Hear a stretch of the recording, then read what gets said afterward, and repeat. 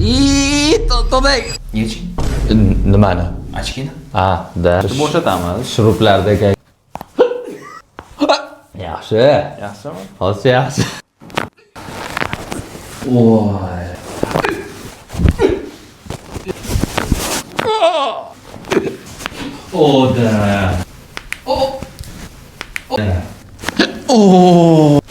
Oda.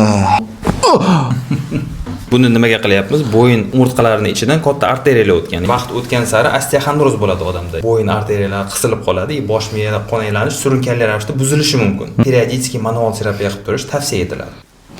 Oda.